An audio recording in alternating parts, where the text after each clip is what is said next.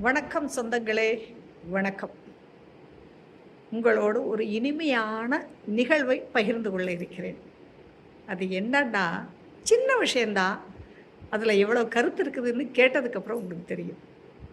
நமது கல்லூரியில் என்னோடு பணிபுரியும் ஒரு ப்ரொஃபஸர் என்னோட பகிர்ந்துக்கிட்டாங்க.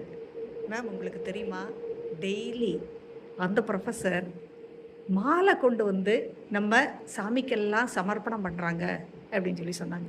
ஓ அப்படியா, நல்ல செய்தியாச்சே, நான் உங்களை பார்த்து இதை பற்றி பேசணுமே அப்படின்னு நினச்சிட்டு இருந்தேன்.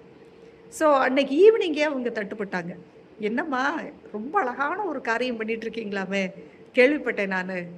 அப்படியா மேம், ரொம்ப சந்தோஷம், நெக்ஸ்ட் டைம் வரும்போது நான் உங்களை கூட்டிகிட்டு போகிறேன், வர்றீங்களா அப்படின்னாங்க. என்னம்மா இதுக்கு போய் வராமல், கண்டிப்பாக வர்றேன் அப்படின்னு சொல்லி சொன்னேன். ஒரு 2 நாள் கூட இல்லை, she called me through phone இந்த ஈவினிங். கூப்பிட்டுட்டு நாளைக்கு மாலை கொண்டு வர்றேன், நீங்கள் வர்றீங்களா என்னோட அப்படின்னாங்க. என்னம்மா இப்படி ஒரு பிரமாதமான காரியத்துக்கு நான் ஏன் வராமல் இருப்பேன், வர்றேன் அப்படின்னு மிகவும் நெகிழ்ச்சியாக மறுநாள் காலையில் காரில் விட்டு இறங்கணுன்னே ஃபோன் பண்ணுறேன். நான் ஃபோன் பண்ணவே தேவையில்லை, பார்த்தா என் கண்ணு முன்னாடி ஷீ இஸ் ப்ரெசண்ட்டு, மாலைகளோடு காத்துக்கிட்டு இருக்காங்க. வாங்க போகலாம் அப்படின்னு சொல்லி 2 பேரும் சேர்ந்து கோயிலுக்கு போனால் அழகாக அந்த ஆரம்பத்தில் விநாயகருக்கு மணி மகுடமாக இது அருகம்புல் வச்சு அழகான ஒரு கிரீடம். அதுக்கப்புறம் அடுத்தடுத்து யாராருக்கு எந்தெந்த மாதிரி மாலை வேணுமோ, துளசி மாலை பெருமாளுக்கு, அரளி மாலை அம்மனுக்கு, இந்த மாதிரி முருகனுக்கு அற்புதமான மாலை, கலரான மாலை.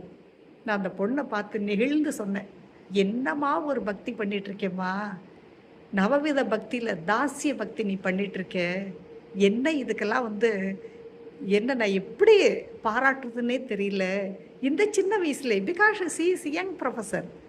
நான் சொன்னேன், இந்த சின்ன வயசுலேயே உங்களுக்கு இந்த மாதிரி ஒரு கொடுப்பினை கடவுளாக பார்த்து கொடுத்துருக்காருமா, நல்லா இதை அனுபவிச்சிட்ருக்கீங்க. எவ்வளவு தூரம் பூ பறித்து அதை தொடுத்து மாலை கட்டி, அவ்வளோ அழகான இறுக்கமான மாலை, கடையில் வாங்கின மாதிரி அற்புதமான மாலை.